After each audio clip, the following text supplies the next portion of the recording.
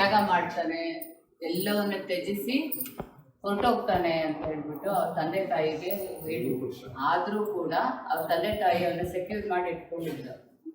ಕೊನೆಗೆ ಏನಾಯ್ತು, ಒಂದಿನ ಹೊರಗಡೆ ಹೋದಾಗ ಅವನ ಮನುಷ್ಯನ ಕಷ್ಟ ಕಾರ್ಪಣ್ಯಗಳನ್ನು ನೋಡ್ಬಿಟ್ಟು ನನ್ಗೇನು ಬೇಡ, ಇಷ್ಟೇ ಜೀವನ ಅಂತೇಳಿ ಎಲ್ಲವನ್ನು ತ್ಯಜಿಸಿ ಜಗವೆಲ್ಲ ಮಲಗಿರಲು ಅವನೊಬ್ಬನೆದ್ದ ಅವನೇ ಬುದ್ಧ ಅಂತ. ಆದ್ರೂ ಕೂಡ ತಂದೆ ತಾಯಿಗೆ ಇಷ್ಟ ಇರಲಿಲ್ಲ, ಮನುಷ್ಯರು ಕಷ್ಟಗಳು ಅವನಿಗೆ ಕಾಣಿಸ್ಬಾರ್ದು ಅಂತ ರಾತ್ರಿ ಕಳಿಸಿದ್ರು. ರಾತ್ರಿನಲ್ಲೂ ಕೂಡ ಮನುಷ್ಯ ಕಷ್ಟ ಇಲ್ಲದೆ ಇರತ್ತಾ? ರಾತ್ರಿ ಆಗಲೂ ಯಾವಾಗ್ಲೂ ಕಷ್ಟಗಳು ಇದ್ದಿದ್ದೇನೆ. ಕಷ್ಟ ಅನ್ನೋದು ಜೀವನದ ಅವಿಭಾಜ್ಯ ಅಂಗ ಅಂತ. ಹಾಗಾಗಿ ಇವತ್ತಿನ ದಿನ ಸ್ಪೆಷಲ್ ಏನು ಅಂದ್ರೆ, ಬುದ್ಧ ಬೋಧಿ ಮರದ ಕೆಳಗೆ, ಬೋಧಿ ವೃಕ್ಷದ ಕೆಳಗಡೆ ಕುತ್ಕೊಂಡು ಎನ್ಲೈಟನ್ಮೆಂಟ್ ಆಗಿರ್ತಕ್ಕಂಥ ದಿನ ಇದು ಪೂರ್ಣಿಮಾ ಅಂದ್ರೆ. ಜ್ಞಾನ ಇತ್ತು ಅವನ್ಗೆ, ಅದು ಪರಿಪಕ್ವತೆಯನ್ನು ಪಡ್ಕೊಂತು ಅಂತ. ಎನ್ಲೈಟನ್ಮೆಂಟ್ ಅಂತ ಏನ್ ಕರಿತೀವಿ ಅದು ಆಗಿದ್ದ ದಿನ ಇವತ್ತು. ಇದು ಬುದ್ಧಂಗಷ್ಟೇ ಅಲ್ಲ, ನಮ್ಗೆಲ್ರಿಗೂ ಜ್ಞಾನೋದಯ ಆಗ್ಬೇಕು, ಪರಿಪಕ್ವತೆ ಸಿಗ್ಬೇಕು, ಎನ್ಲೈಟನ್ಮೆಂಟ್ ಆಗ್ಬೇಕು.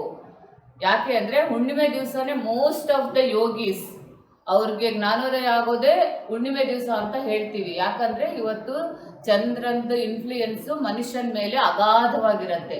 ಚಂದ್ರನ ಇನ್ಫ್ಲೂಯೆನ್ಸ್ ಬರೀ ಮನುಷ್ಯನ ಮೇಲೆ ಅಲ್ಲ, ಪ್ರಕೃತಿ ಮೇಲೆ ಇರತ್ತೆ ಅಲ್ವಾ.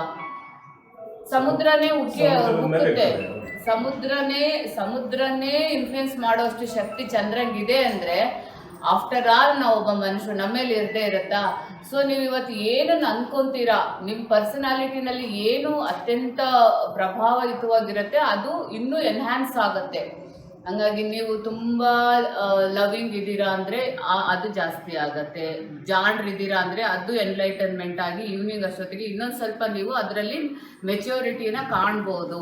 ನೀವೇನೇ ಅನ್ಕೊಂತೀರಾ ಅದು ಸಂಜೆ ಒಳಗಡೆ ಆಗುವಂಥ ಲಕ್ಷಣಗಳಿರತ್ತೆ ಅನ್ನೋದು ಹುಣ್ಣಿಮೆ ದಿವಸ ಯೋಗಿಗಳು ಕಂಡಿರ್ತಕ್ಕಂಥ ಒಂದು ಸತ್ಯ. ಅದೇ ಸತ್ಯ ಬುದ್ಧಂಗೂ ಕೂಡ ಅನ್ವಯಿಸ್ತು. ಅವತ್ತು ಅವನಿಗೆ ಎನ್ಲೈಟನ್ಮೆಂಟ್ ಆಯಿತು. ಬುದ್ಧಿಸಮ್ ಒಂದು ಧಾರ್ಮಿಕ ಮಾರ್ಗವಾಗಿ ಒಪ್ಕೊಳ್ಳೋದಕ್ಕೆ ಜನ ಸ್ಟಾರ್ಟ್ ಮಾಡಿದ್ರು. ಅವನ ಪ್ರವಚನಗಳನ್ನು ಬೋಧನೆಗಳನ್ನು ಕೇಳಿ ಅದನ್ನು ಅಳವಡಿಸ್ಕೊಳ್ಳೋದಕ್ಕೆ ಶುರು ಮಾಡಿದರು. ಸೊ ಆಸೆಯೇ ದುಃಖಕ್ಕೆ ಮೂಲ ಅನ್ನೋದು ಅವನು ಕೊಟ್ಟಂಥ ಒಂದು ಬಹಳ ಸರಳವಾದ ಮತ್ತು ಬೇಸಿಕ್ ಸಂದೇಶ. ಅದು ನಾವೆಲ್ಲ ಪಾಲಿಸ್ಬಿಟ್ರೆ, ನೀವೆಲ್ಲ ಇವತ್ತು ಬಂದಿದ್ದೀರಲ್ಲ, ನಮ್ಮ ಭೂಮಿಗೆ RTC ಆಗಿಲ್ಲ, ತಿದ್ದುಪಡಿ ಆಗಬೇಕು, ಕೇಸ್ ಹಾಕ್ಕೊಂಡಿದ್ದಾರೆ, ಅದು ಬೇಕು ಇದು ಬೇಕು ಅಂತ, ಅದೆಲ್ಲ ನಿಂತೋಗುತ್ತೆ. ಎಲ್ಲ ತ್ಯಾಗ ಮಾಡಕ್ ರೆಡಿ ಆಗಿದ್ದೀರಾ ಇವತ್ತು? ಓಕೆ, ಎಲ್ಲರಿಗೂ ಬುದ್ಧ ಪೂರ್ಣಿಮೆಯ ಶುಭಾಶಯಗಳು.